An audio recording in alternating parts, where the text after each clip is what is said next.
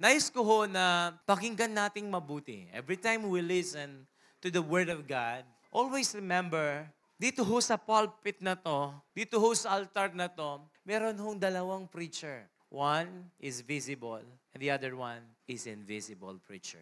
It's important na marinig ninyo yung invisible preacher na nangangaral sapagkat yun ang magpapabago ng mga puso at ng mga buhay natin.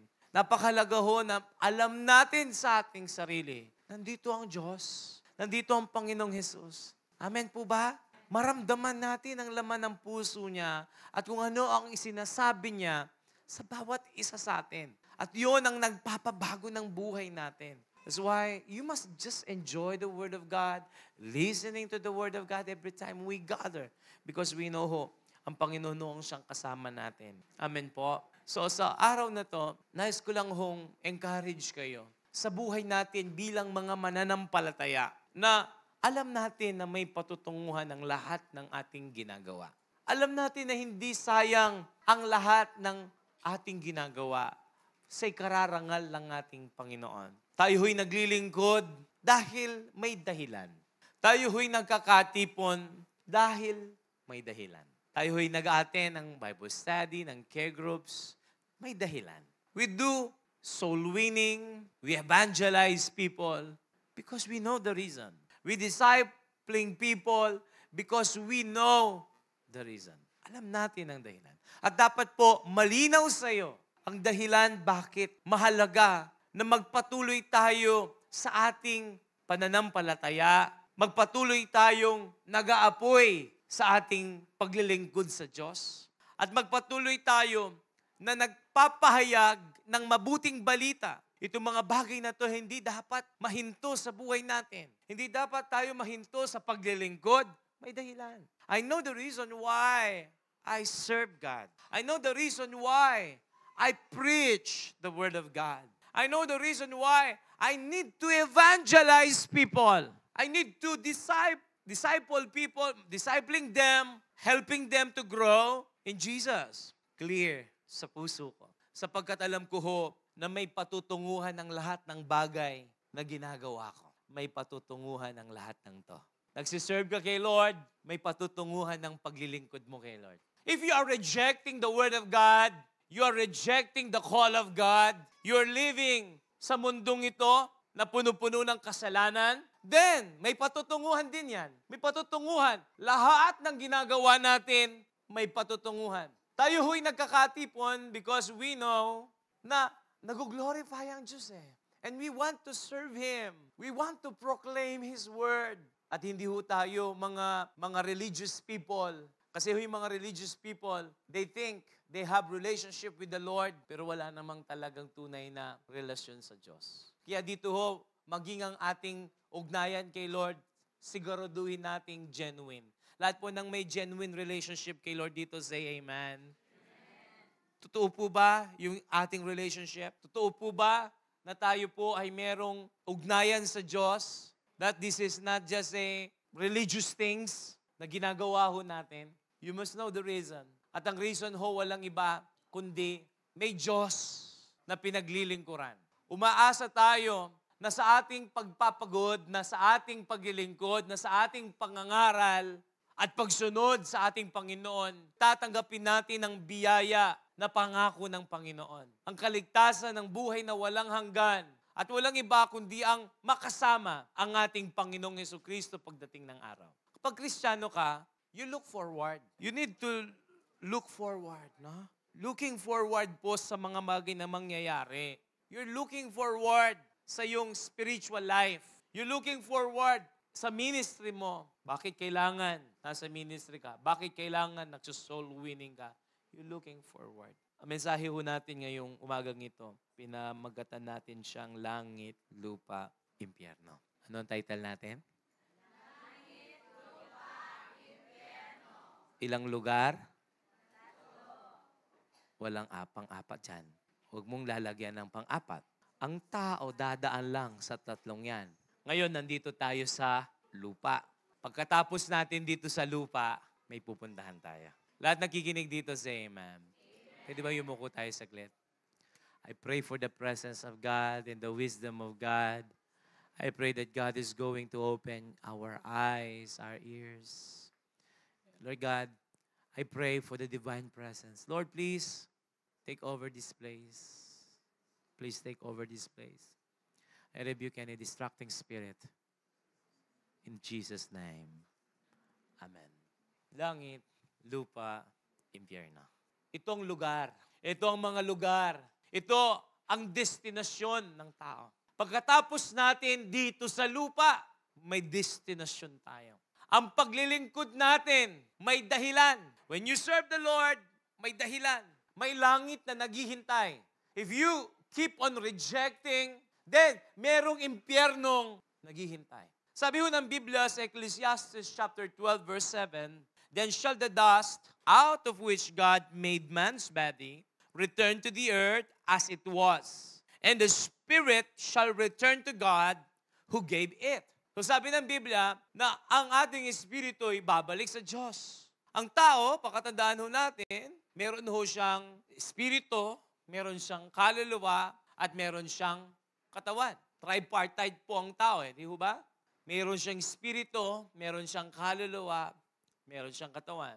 Pag namatay ang tao, yung espiritu, sabi ng Biblia, Ecclesiastes 12:7, shall return to God. Ano ho ba yung espiritu? Siya'y nagbibigay buhay. Di ho ba? Sabi ng Tagalog, alalahanin mo siya bago manumbalik sa alabok ang ating katawang lupa. At ang ating hininga. So yung espiritu, yun ang hininga na binigay ng Diyos sa atin. Yun ang bumubuhay sa atin. Kaya kapag yung hiningang yun, kinuha ng Diyos, wala ka na. That's the breath of God, ruach sa Hebrew word. So yung hininga, yun ang espiritu na binigay ng Diyos sa tao. Kapag ang Panginoon, kinuha niya yon, hindi ka mo pwedeng extend ang buhay mo. Hindi mo pwedeng lagyan ng oxygen o hanggang magpatubo ka pa.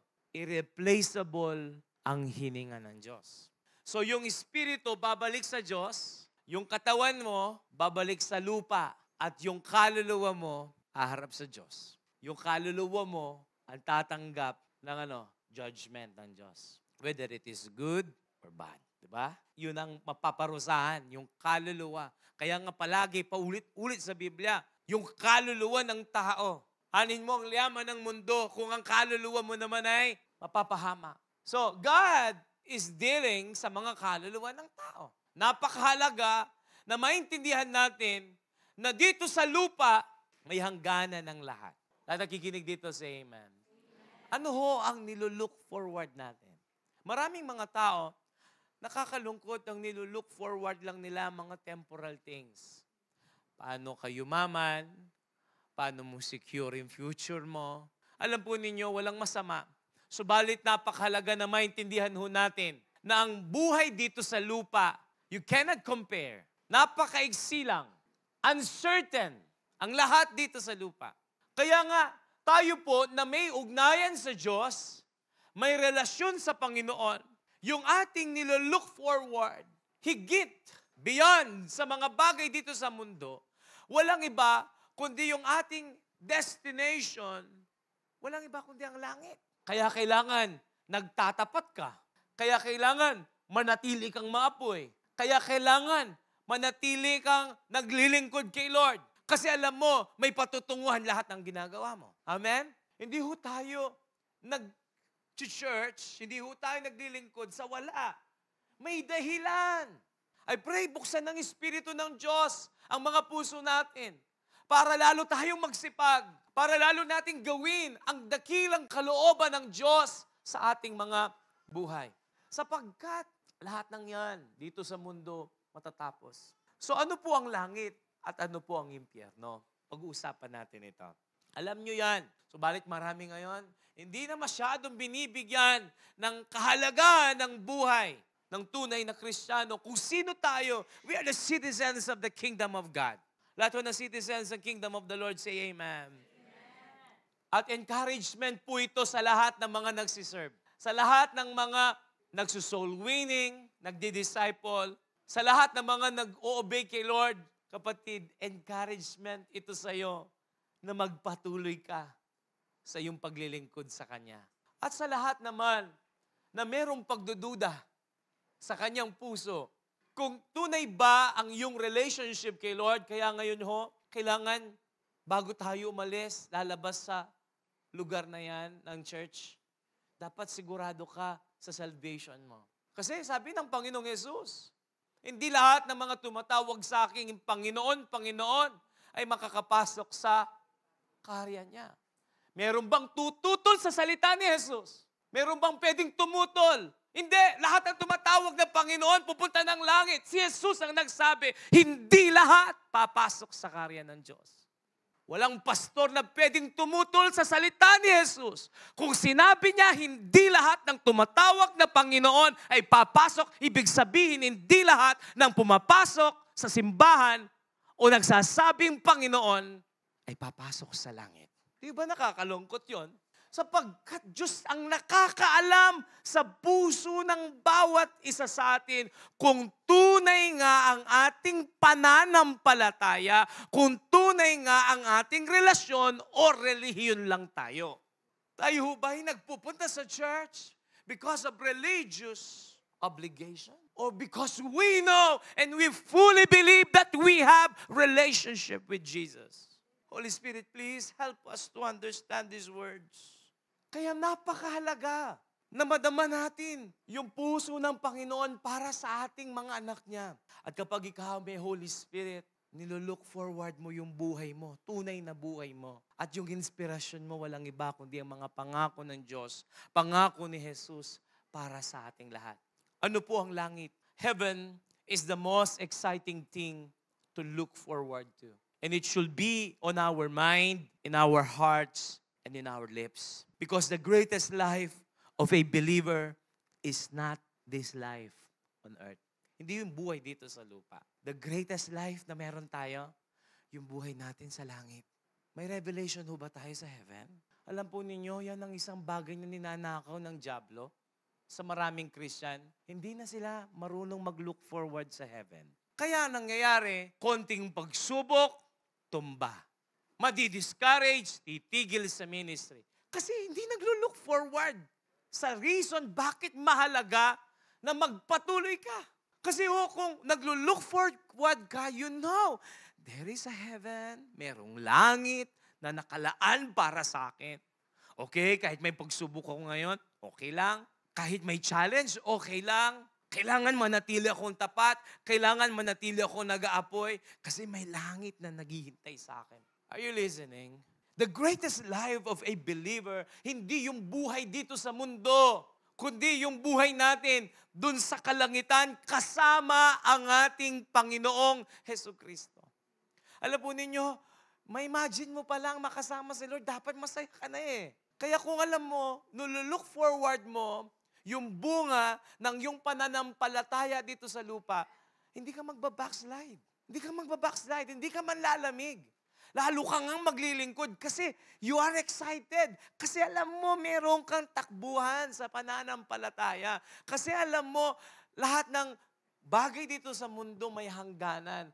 At ang pupuntahan natin walang iba kundi ang ating Panginoong Jesus. Heaven is the most exciting thing to look forward to. Pag totoo kang Christian at matured kang Christian at founded ka in the Word of God, nakaka-excite ang langit. Kaya sabi ni St. Paul, ano sabi ni San Pablo? To be absent in this body is to be present in the presence of Jesus. Excited yun. Kasi naintindihan niya kung ano yung buhay. Kaya nga, yung buhay niya, inilaan niya para sa Diyos. Hindi siya tumigil mangaral ng mabuting balita. I pray na tayong lahat magkaroon tayo ng revelation ng heaven. Amen po. Kailangan may revelation tayo ng heaven. Kasi yan ang destination ng Christian. Yan ang reason bakit dumating ang ating Panginoong Jesus. Hell is the most extreme degree of terror and agony. So kung langit, exciting yan sa Christian, kailangan maintindihan mo na ang lugar ng impyerno is the most extreme degree of terror and agony. Di lang terror and agony, mataas na degree, matinding degree. Nakakatakot, nakakalungkot ang buhay po sa impyerno. Langit, lupa, impyerno. Kung totoo ang iyong pananampalataya kay Jesus at sumusunod ka sa magandang balita ng Panginoon, that is the fruit of our salvation, then merong langit na naghihintay para sa iyo. Pero kung hindi totoo yung pananampalataya natin and we reject the gospel of Jesus Christ, then merong impyernong naghihintay para sa mga taong hindi susunod sa Diyos. Sa mga taong wala pa sa Panginoon kapag sila'y pumanaw, may impyerno. May impyerno. Kailangan maintindihan natin ito. I pray na after this message that all of us magkaroon ulit tayo ng pagnanasa that we must share the Word of God sa mga tao po at magpatuloy sa ating paglilingkod sa Kanya. Mga kapatid, una sa lahat, ano ba ang langit? First, heaven is a place of reward. Kaya mahalagang magpatuloy ka eh. Mahalagang naglilingkod ka eh. Kasi yung langit is a place of reward. If you think yung buhay dito sa lupa, reward na yan. Nako, you cannot compare yung buhay dito sa lupa. Kahit gaano pa yung achievements mo, gaano pa yung mga blessings mo dito sa mundo, hindi mo yan mako-compare dun sa eternal reward na naghihintay sa langit. Sabi ho ng Bible sa Matthew 25 verse 34, pagkatapos bilang hari ay sasabihin ko sa mga tao sa aking kanan, hali kayo, kayong mga pinagpala ng aking Ama, manahin ninyo ang kahariang hinihanda para sa inyo mula pa nang likhain ang mundo. So because of the foreknowledge ng Diyos, alam na ng Diyos lahat ng mga may pananampalataya sa Kanya. Ang sabi ng Diyos, may hinanda siyang kaharian. At ang kahariang yan, yun ang mamanahin ng mga sumampalataya sa ating Panginoong Yesus. So sa langit, meron tayong inheritance doon. So ulitin ko, heaven is the place of reward and the Bible says, yung mamanahin mo, hindi ho temporal, hindi nasisira, hindi naluluma, kundi ang sabi ng Biblia, mamanahin natin ang kaharian ng Diyos. Amen po ba? Kailangan alam natin, yung mamanahin mo, grabe, kingdom of God. Ikalawang Timoteo 4:6, ang buhay ko ay aalay na. Panahon ho na mamamatay po si Paul. Dahil dumating na ang panahon na pagpanaw ko. Puspusan ako nakipaglaban sa paligsahan. Natapos ko ang dapat kong takbuhin. Nanatili akong tapat sa pananampalataya. At ngayon, may inilaan ng Diyos sa akin na korona ng katuwiran. Ibibigay ito sa akin ng makaturungang Panginoon sa araw ng paghukom niya. At hindi lang ako ang bibigyan, kundi maging ang lahat ng nananabik sa pagbabalik niya. So si San Pablo, malinaw sa kanyang puso at isipan. Yung kanyang paglilingkod na ginagawa sa ating Panginoon, meron siyang tatanggaping reward. May tatanggapin siyang gantimpala sa ating Panginoon sa kanyang pagtatapat, sa kanyang paglilingkod. Sabi ng Biblia, may inilaan ng Diyos sa akin na korona ng katuwiran. Kaya alam mo ikaw naman na nampalataya, naglilingkod, you are inspired. You are inspired within you. Inspiration, always remember, inspiration is the work of the Holy Spirit. Pag sinabi mong inspiration, involve yan ang Espiritu ng Diyos. And you have that inspiration na maglingkod at magpatuloy because you know that God is going to reward you and the Spirit of God nagbe-bear witness sa iyo na meron kang reward. Kaya si Paul, alam niya, meron siyang crown of righteousness, korona ng katuwiran. At ang sabi ng Biblia, hindi lang siya ang tatanggap nito, kundi maging ang lahat ng mga nananabik sa pagbabalik niya. So ibig sabihin, kung ikaw ay may tunay na pananampalataya, meron kang crown of righteousness. Amen po ba? Sino daw magbibigay ng crown of righteousness? Ibibigay ito sa akin ng makatarungang Panginoon. Ang sarap pagdating ng araw, ang magre-reward sa iyo, hindi tao.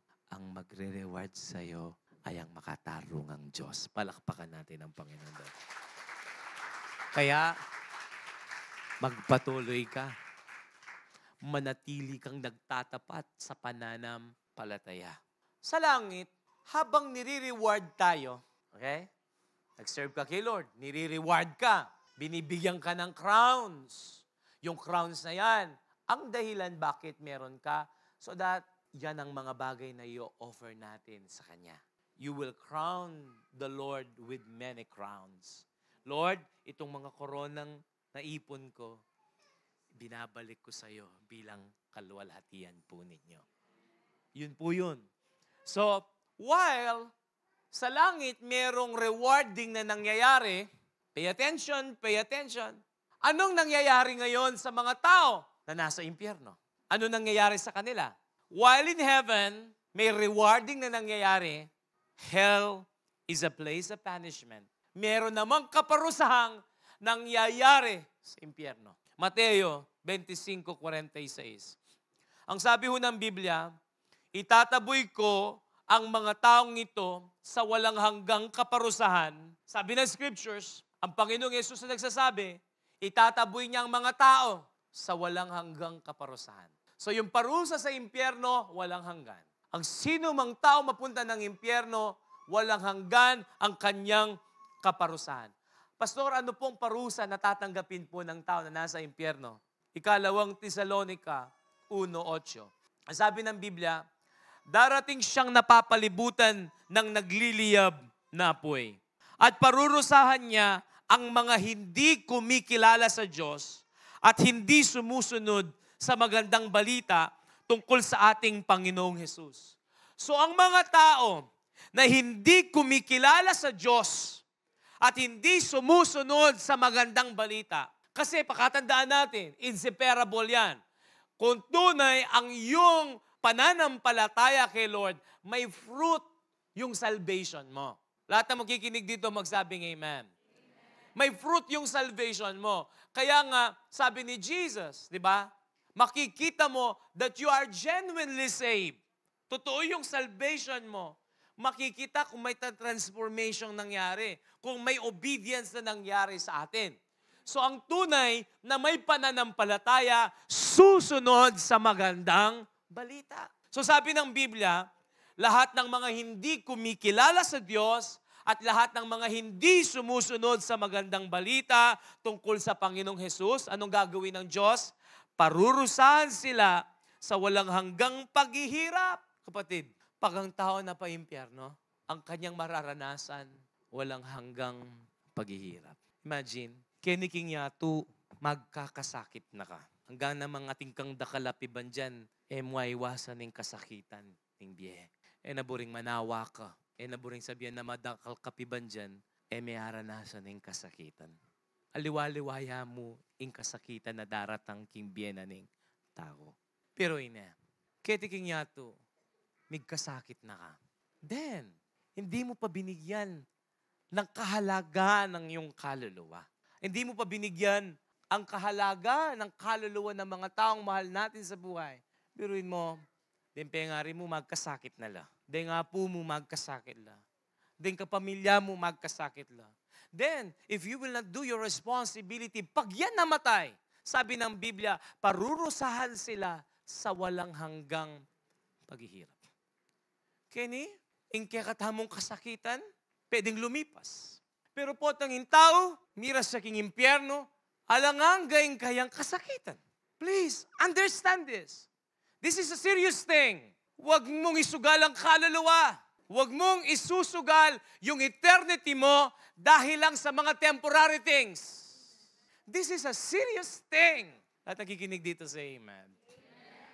Sabi ng Panginoon, parurusahan sila sa walang hanggang paghihirap. Ang paghihirap ng mga tao na nasa impyerno, walang hanggan. Ang pinakamasakit, itong pinakamasakit. Sabi ng Biblia, sa impyerno, hindi na nila makikita pa ang dakila niyang kapangyarihan. Bakit? Kasi merong pagkawalay sa Panginoon. Ulitin natin ha. Sa impyerno, parurusahan sila sa walang hanggang paghihirap. Naghihirap sila doon walang hanggan. Pagkatapos, sabi ng Biblia, merong pagkawalay sa Panginoon. At dahil nahiwalay na yan sa Diyos, hindi na nila makikita pa ang dakila niyang kapangyarihan. Masakit yan sa atin bilang mananampalataya. Sino ho dito yung nagwo-worship ka pero hindi mo maramdaman yung presensya ng Diyos? Are you aware of God's presence? Tignan niyo po ako mabuti. Please, tignan niyo po ako mabuti. The reason why nagkakatipon tayo, because we believe that God is here. Ano hong dahilan? Bakit kayo nagpupunta ng church? Dahil lang sinabihan kayong pumunta kayo doon? O kaya nandun yung boyfriend nyo, girlfriend nyo, crush nyo, ano? You miss everything. Nagpupunta tayo sa church because we know nandun ang Lord. Nandun ang presence ni Lord. Amen po. Lahat po na nararamdaman yung presence ni Lord sa lugar na to, magsabing amen. Pwede bang palakpakan natin yung presence ni Lord? Nandito yung Lord. I feel the presence of the Lord. I feel the presence of the Lord. Kasi patay ang isang pagtitipon na wala ang Diyos. Walang kwenta ang pagtitipon na wala yung presensya ng Diyos. Pero alam natin, anong pakiramdam na hindi mo maramdaman yung presence ni Lord? Kasi aware tayo We know the presence. We always acknowledge the presence. Pag sanay ka sa presence ni Lord, pag nag-worship ka na hindi mo naramdaman yung presence ni Lord, malungkot ka. Sino dito yung nalulungkot pag hindi nararamdaman yung presence ni Lord? Say amen. Ba, may problema tayo. Pag wala sa'yo yung presence ni Lord. Parang okay lang sa'yo, wala yung presence ni Lord.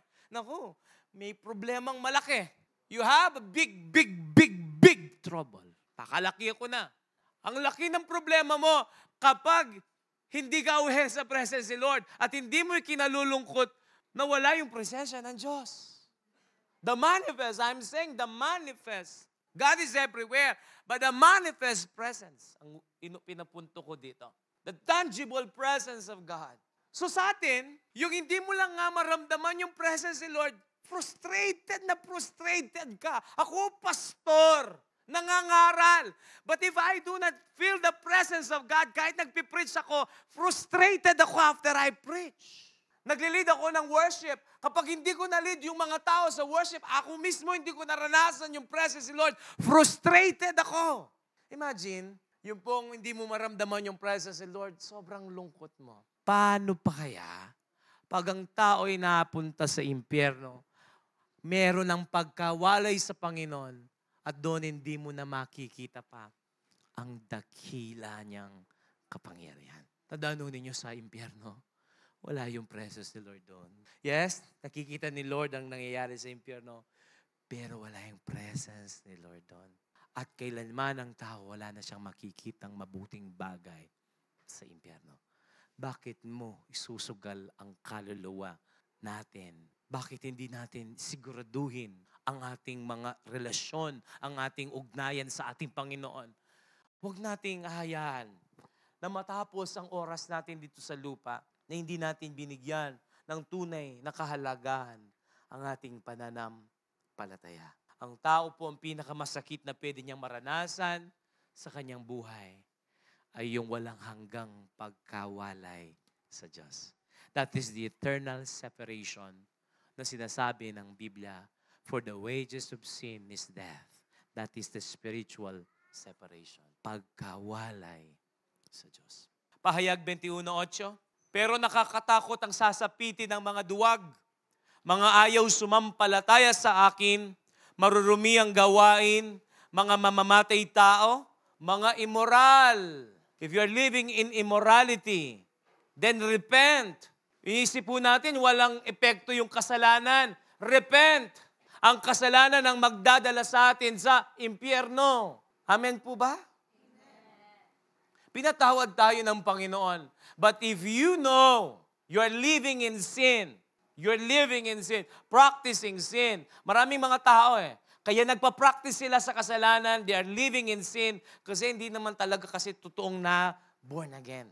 Kaya nga mahalaga na makita natin, siguraduhin natin yung genuine salvation natin. So sabi ng Panginoon, mga mangkukulam, mga sumasamba sa Diyos-Diyusan, ang lahat ng mga sinungaling, itatapon sila sa nagliliyab na lawang apoy at asupre na siyang ikalawang kamatayan. Hindi lang paghihirap sa apoy ang mararanasan ng tao, kundi sabi ho ng Biblia, ang mga uod doon, hindi mamamatay.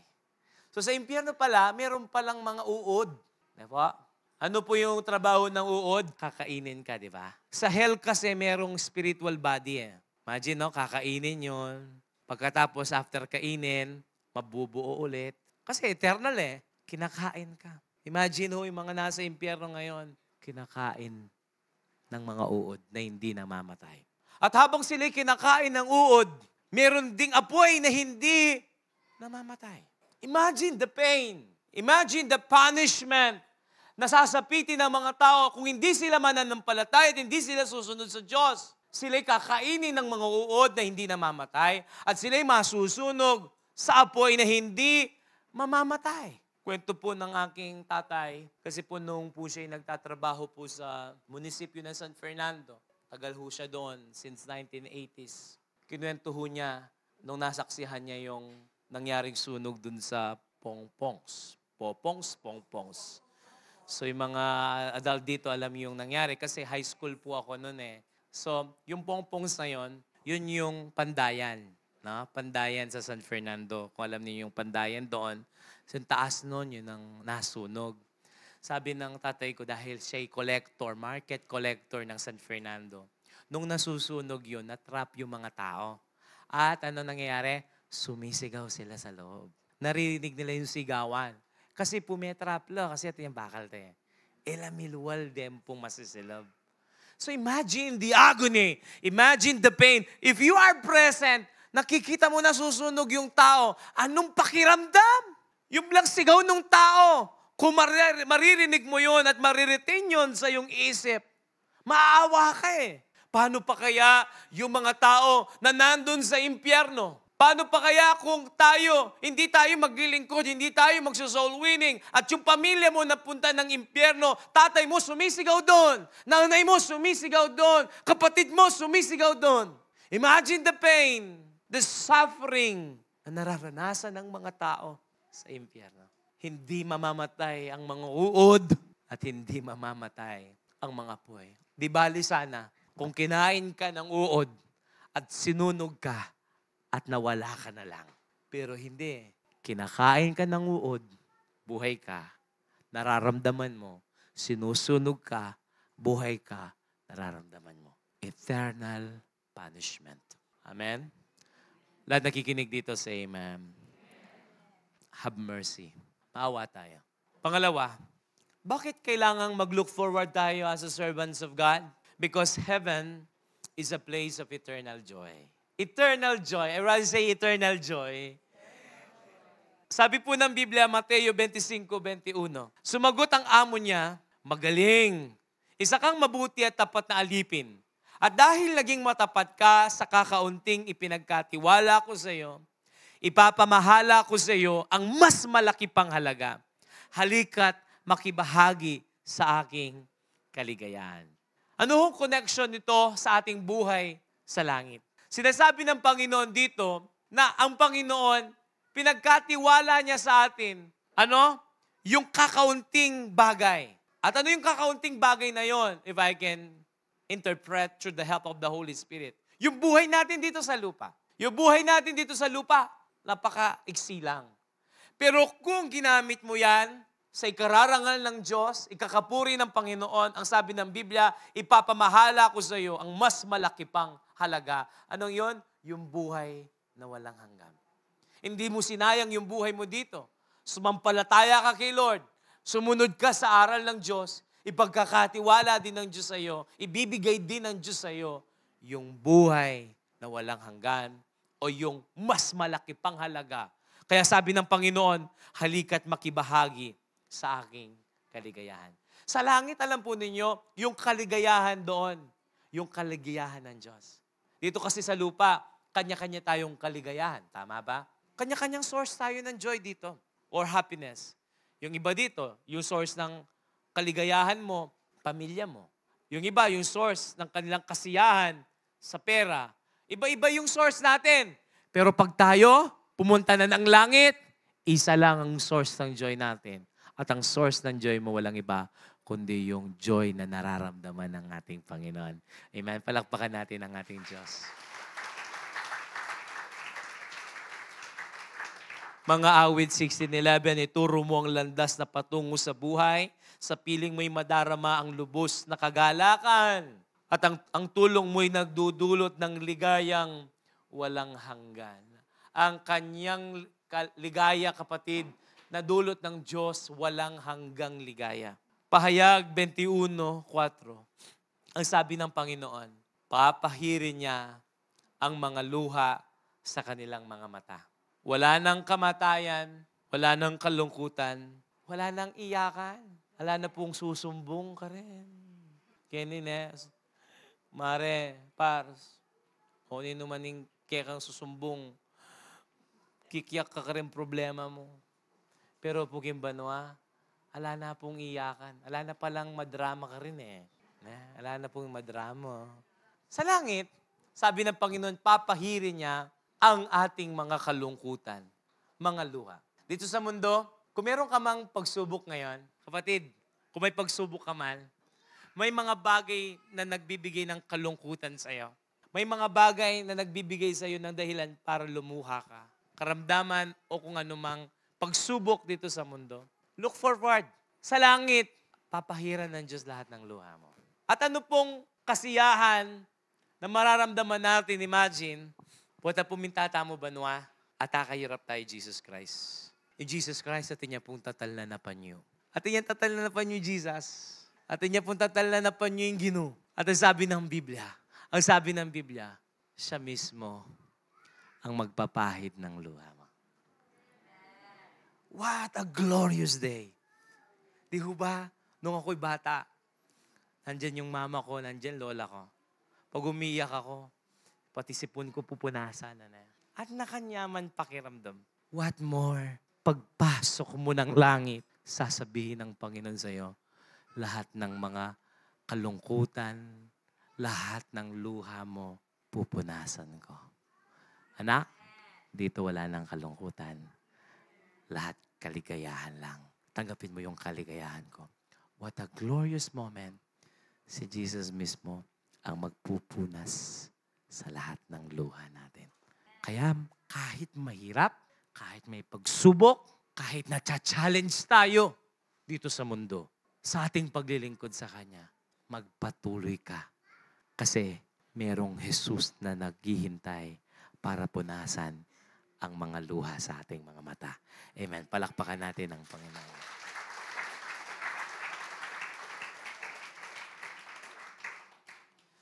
Lahat po ng masaya sa pangako ng Lord, magsabing amen.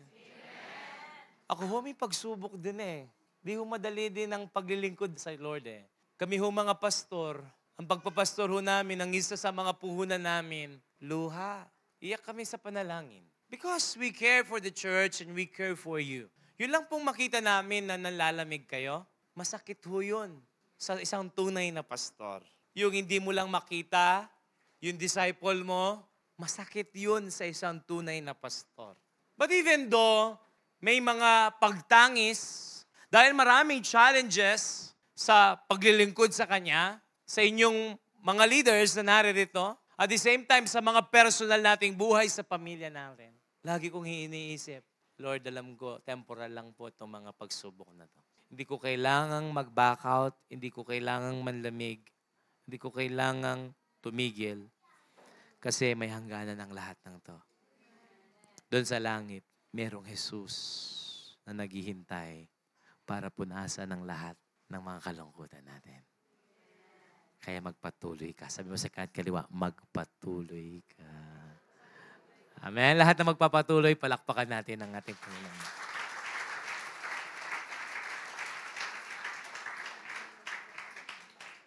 Tandaan natin, ang kapalit ng kalungkutan natin alang-alang sa Diyos, ang kapalit ng ating mga paghihirap alang-alang sa Diyos, ang kapalit niyan, kaligayahan.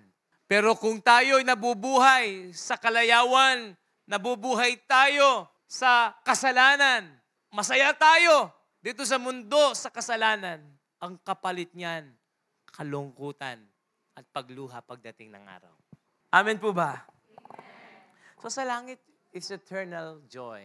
And in hell is a place of eternal suffering. Habang ikaw, masaya ka doon sa impyerno naman, nagsasuffer po ang mga tao. Matthew chapter 13, verse 41, susuguin ang anak ng tao at ang kanyang mga anghel at kanilang titipunin sa labas ng kanyang kaharian ang lahat ng mga bagay na nakakapagpatisod. Ang mga nagsisigawa ng katampalasanan, sila'y gagatong sa kalan ng apoy. Diyan nga ang pagtangis at pagangalit ng mga ngipin. So ang mga tao, pag hindi nagseryoso sa kanilang buhay spiritual, no? Kasi hindi naman talaga totoo yung kanilang relationship kay Lord. Religious person lang sila. Hindi talaga nagkaroon ng tunay na relationship kay Lord.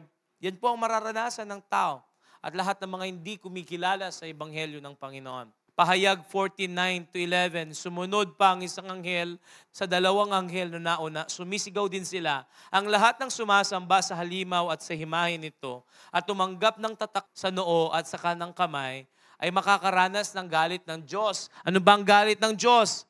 Sapagkat parurusahan sila sa nagniningas na apoy at asupre sa harapan ng tupa at ng mga anghel ng Diyos. Tingnan mabuti. Sabi ng Panginoon, ang usok ng apoy na magpapahirap sa kanila ay papailan lang magpakailanman. Masuffocate lang. Palipitang asok, ne? Puwatang dintanging asok ka na, masuffocate ka, magpakailanman. Ganon ang pakiramdam po sa impyerno. O ito po'y matindi dyan. Pakinggan niyo mabuti. Pakinggan mabuti. Araw-gabi ay wala silang pahinga sa kanilang paghihirap. Alam po ninyo yung pakiramdam ng pagod na pagod. Yung pagod na pagod ka na. Timo po rin magobra na mga nakikipagtrabaho dito. Alam niyo yung pakiramdam na, timo kanya po tambengi, Lunes na naman.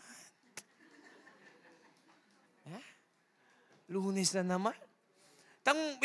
Itang bisa kang may painawa, pero kailangan kang magobra.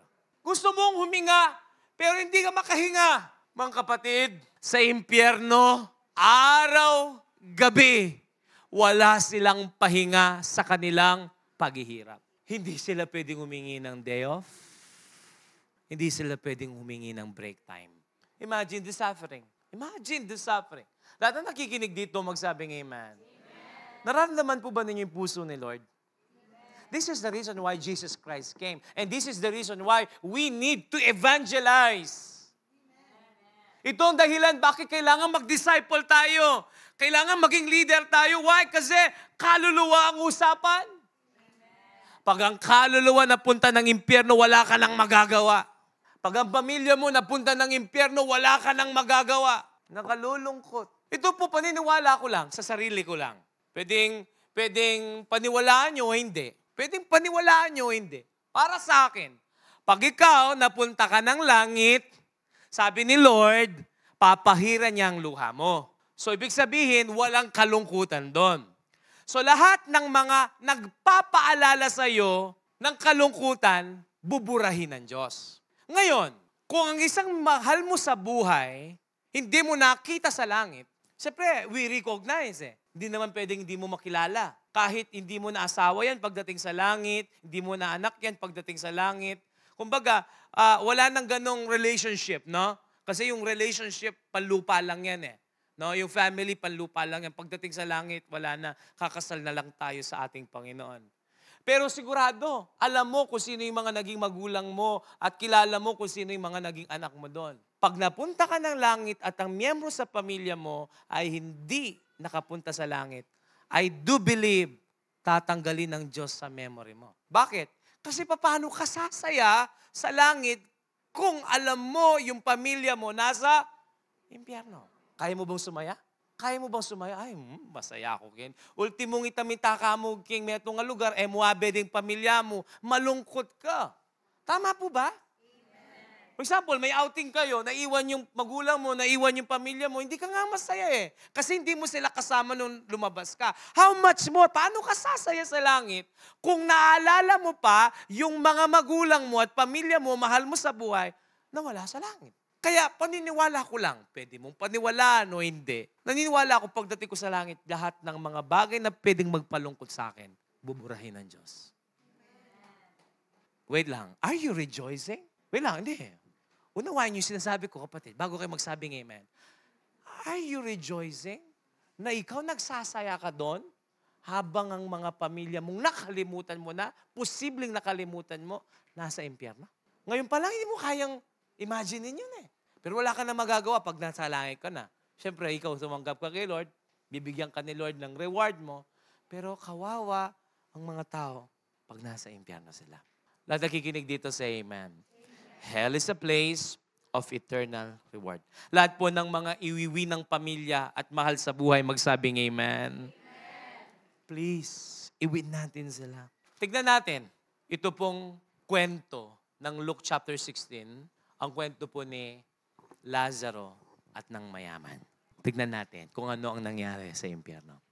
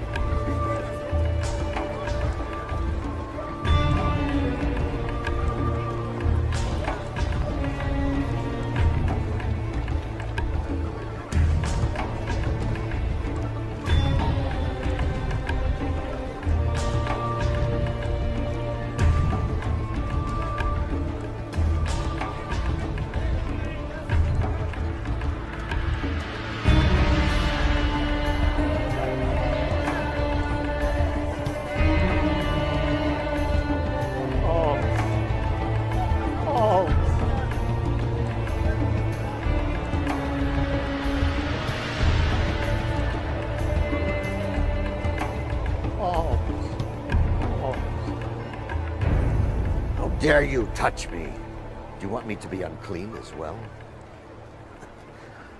I shouldn't even allow you to beg at my gate. Forgive me, sir. Forgive me. I have not eaten in days. I wondered if I might have some of the scraps that fall from your table.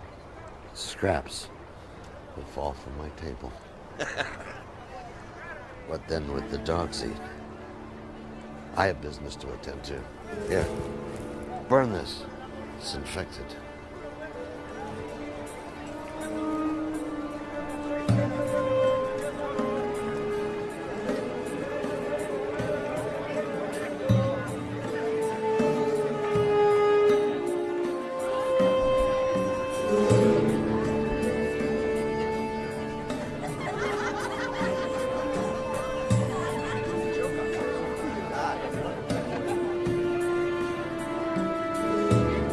He's finally here.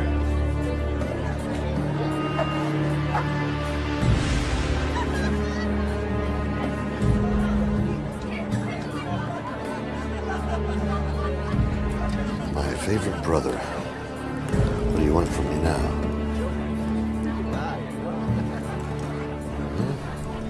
We expect no expense today. I can see that.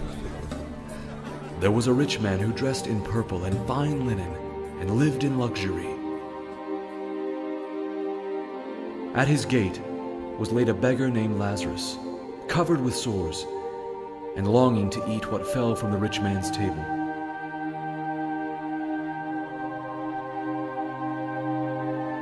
Even the dogs came and licked his sores.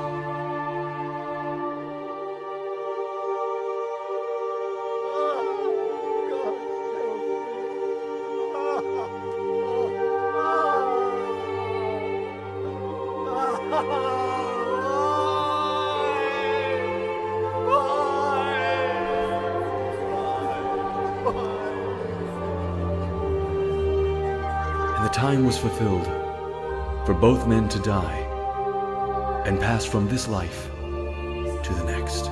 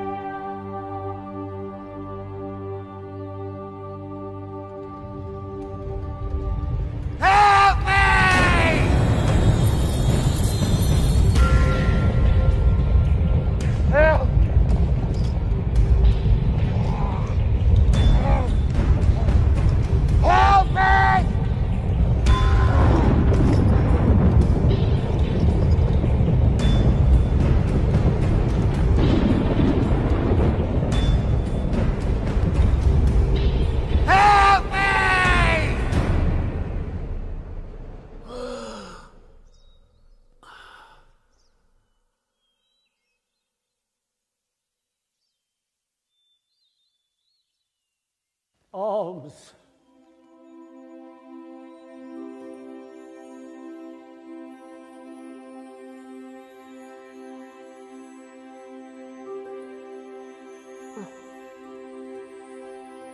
Welcome. Father Abraham? Yes. Yes, I am Abraham. Welcome to paradise. Paradise? Yes, Lazarus. Paradise!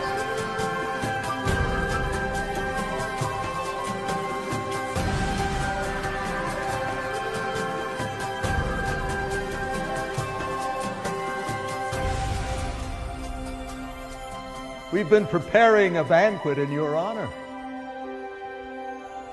Yes, yes, come.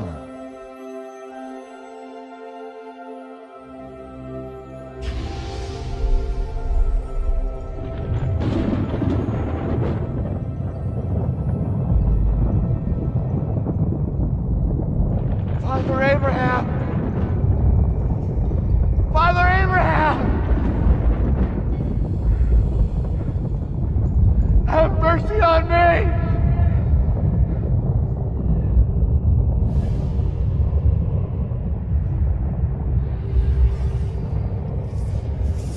I saw you with Lazarus. Send him to me. And he might dip the point of his finger in the water and touch my tongue. I'm in agony from these flames!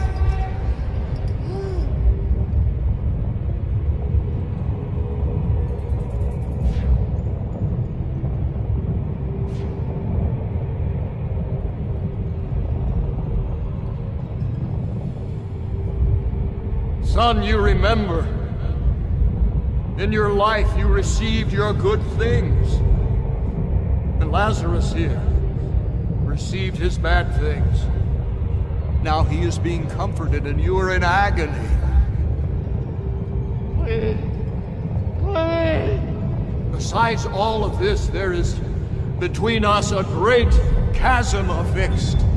If someone wishes to come from here to you, they cannot, and no one can cross from you to us. Father Abraham, there is one thing I ask of you. Let Lazarus go to my father's house, for I have 5 brothers. Let him tell them, warn them, so that they too do not come to this place of torment! They have Moses. They have the prophets. Let your brothers hear them. No. No. But if someone from the dead comes to them, they will repent. No, if they will not listen to Moses and the prophets, neither will they be persuaded though one rises from the dead. No. Please. No. Please. No.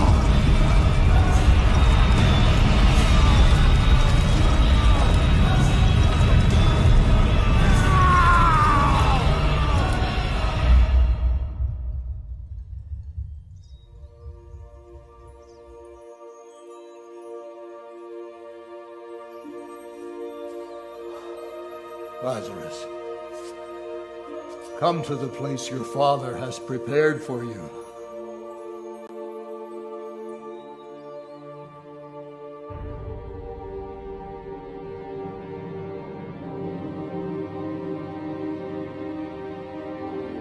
We can divide his estate now.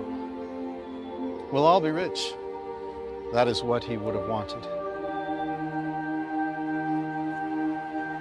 Where do you think he is now? He was rich in this life. I'm sure he'll be rich in the next.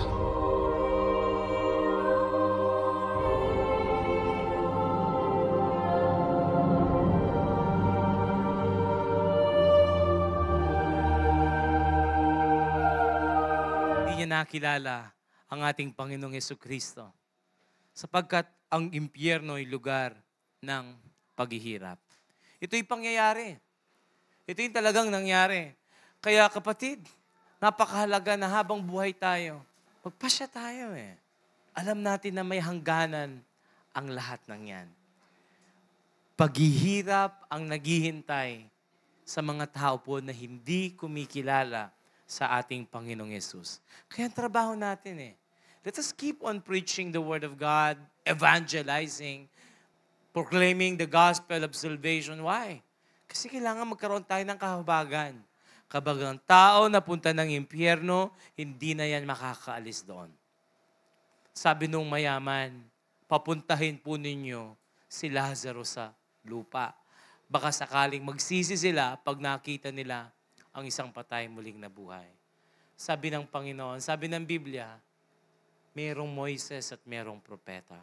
Sino huy Moises at propetang yon?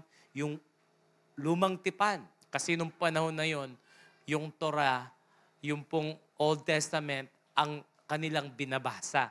So nangangaral si Moises, nangangaral ang mga propeta. Ngayon sa ating panahon, hindi lang si Moises, hindi lang propeta ang nangangaral, pati ang mga apostol, sapagkat nasusulat sa Biblia. Ang kwento ng Panginoong Yesus, ang mga aral ng Panginoong Yesus na isinulat ng mga apostol. At hindi lang mga apostol, kundi nandito na mga nangangaral, like me, I'm standing before you preaching the words of Jesus. Kaya napakahalaga na pakinggan natin ang mga salita ng Diyos sapagkat yan nagiging babala sa atin upang tayo ay maiwasan natin ang kaparusahang walang hanggan. Kapatid, magpagamit ka. magpagamit ka sa mga tao na wala pa sa ating Panginoong Diyos. Amen? Ang langit is God's home and our eternal home. Kaya napahalaga na magpatuloy tayo sapagkat sa langit ho, yan po ang tahanan ng Diyos at yan din ang eternal home natin. John chapter 14 verse 1 to 3, sinabi ni Jesus sa kanila, huwag kayong mabagabag, magtiwala kayo sa Diyos at magtiwala rin kayo sa akin. Sa tahanan ng aking Ama, ibig sabihin nakatira ang Ama doon, ay maraming silid. Pupunta ako roon at ipaghahanda kayo ng lugar. Hindi ko ito sasabihin kung hindi ito totoo. Kapag naroon na ako at naipaghanda na kayo ng lugar, babalik ako at isasama ko kayo upang kung nasaan ako, ay naroon din kayo. Sa langit, yan ang tahanan ng Diyos. At ang sabi ni Jesus, hindi siya magsasabi ng hindi totoo. Ang napakasarap po, mga mananampalataya, magpatuloy lang tayo sa ating paglilingkod kasi sabi ni Lord, babalik siya. Yun ang pinakamasarap, ang Panginoong Jesus, babalik siya para kunin niya tayo at para isama niya tayo kung nasaan siya. Palakpakan natin ang ating Diyos. Ano ho sa langit? Ano yung nasa langit? Sabi ng pahayag, pagkatapos nito nakita ko ang bagong langit at ang bagong lupa. Naglaho na ang dating langit at lupa, pati na rin ang dagat. At nakita ko ang banal na lungsod, ang bagong Jerusalem, na bumababa mula sa langit galing sa Diyos. Ang lungsod na yon ay tulad ng isang babaeng ikakasal, handang-handa na at gayak na gayak ang pagsalubong sa lalaking mapapangasawa niya. Narinig ko ang isang malakas na sigaw mula sa trono. Ngayon, ang tahanang Diyos ay nasa piling na ng mga tao. Mananahan siyang kasama nila. Sila'y magiging mamamayan niya at sila'y makakapiling nila at magiging Diyos nila. Papahirin niya ang luha ng kanilang mga mata, wala ng kamatayan, kalungkutan, iyakan o sakit, sapagkat lumipas na ang dating kalagayan. Doon sa langit, pakatandaan natin, kasama na natin ang ating Panginoon. Nananahan siyang kasama natin. Imagine, yun po ang buhay natin sa kalangitan. Pahayag 21-22, wala akong nakitang templo. Doon sa langit ho, wala na ho tayong pupuntang iba't ibang simbahan. Wala nang nag-aaway. Doon sa langit, sabi ng Biblia, wala na daw templo sa lungsod na yon. Dahil ang pinaka-templo, walang iba kundi ang Panginoong Diyos na makapangyarihan sa lahat at ang tupa. Si Lord na ang ating sentro. No? Hindi na kailangan ng araw o buwan sa lungsod dahil ang kapangyarihan ng Diyos ang nagbibigay ng liwanag at ang tupa at ang ilaw doon. Pahayag 22:3. Doon sa langit na tahanan natin, tignan niyo mabuti, walang anumang isinumpa ng Diyos na makikita roon. So lahat ng bagay na isinumpa ng Panginoon, imagine, ano yung mga sumpa dito sa lupa? Sumpa ng kahirapan, sumpa ng kasalanan, sumpa ng kamatayan, sumpa ng karamdaman. Sabi ng Panginoon, lahat ng uri ng sumpa na meron dito sa mundong ito, ang sabi ng Biblia, doon sa langit, wala kang makikita. Amen? Wala kang makikita. Walang kamatayan doon, walang sakit doon. Lahat doon ay puro mabuting bagay sapagkat ang Diyos ang siyang kasama natin. Amen? Palakpakan natin ang Diyos doon. Hallelujah. No matter what we face now, our eternal hope is secure. And in God's presence, everything will be perfect. When life is tough, we can find home in knowing what the Lord has in store for us in heaven. The Bible says, no eye has seen, no ear has heard, and no man has conceived what God has prepared for those who love Him. Then lastly, kung ang langit ay ang tahanan natin, ang impyerno, yan ang kulungan ni Satanas at ang mga anghel. Hell is a Satan prison and his angels. Kulungan yan, hindi tahanan. Sabi ng Biblia sa Matthew 25:41, pagkatapos sasabihin ko naman sa mga nasa kaliwa, lumayo kayo sa akin, kayo mga isinumpa ng Diyos, doon kayo sa walang katapusang apoy na hinanda para sa dyablo at sa mga kampon.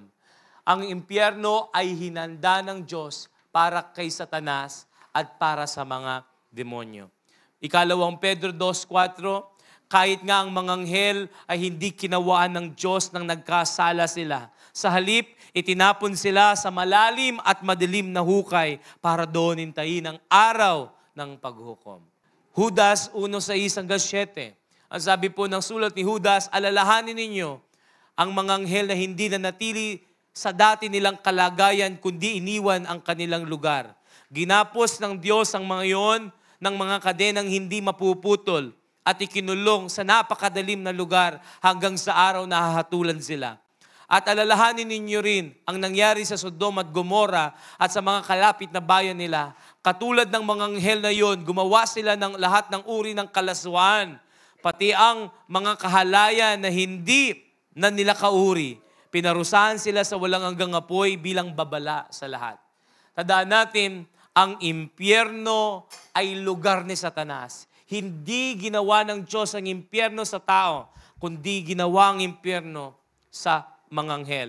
Ngayon, kapag ikaw ay hindi sumunod sa Diyos, yun ang sasapitin ng tao. Pahayag 21:3. Pagkatapos nito, may nakita kong anghel na bumababa mula sa langit. May hawak siyang susi ng kailaliman at may malaki siyang kadena. Dinakip niya ang dragon, ang ahas noong unang panahon na tinatawag na Diablo o Satanas. At saka iginapos ng kadena sa loob ng 1,000 taon. Inulog siya ng anghel sa kailaliman, sa kaisinara at sinusian, at tinatakan pa ang pintuan upang walang maghahas na magbukas. Pahayag 20:10, at si Satanas na dumaya sa kanila ay tatapon sa lawang apoy at asupre.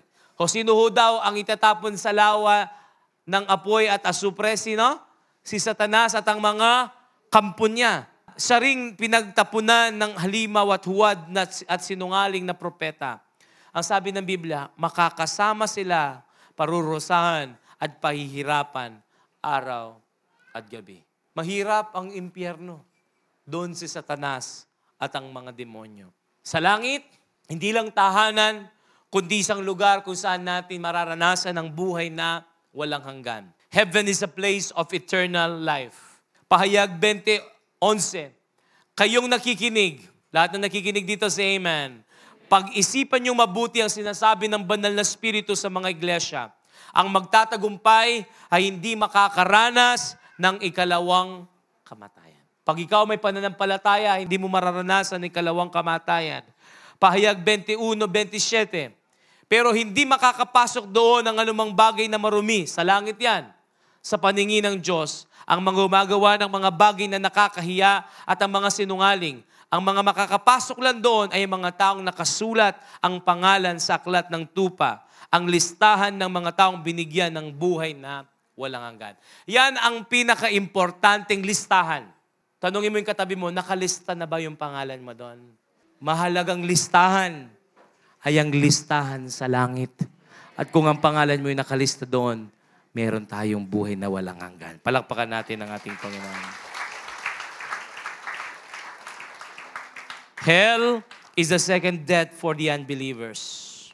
Pahayag 20:14-15. Ito ang pinakakalungkot na verse ng Biblia. Pwede ba sabay-sabay tayong basahin? 1, 2, 3. At ang sino mang hindi nakasulat ang pangalan sa aklat na listahan ng mga taong binigyan ng buhay na walang hanggan, ay tinapon sa lawang apoy.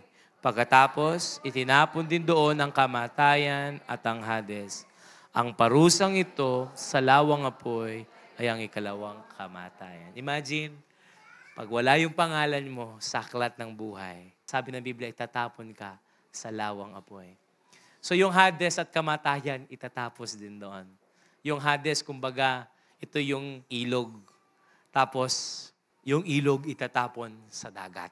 Pagdating ng araw, ang mga taong wala ang pangalan nila sa aklat ng buhay, mapupunta ng impyerno.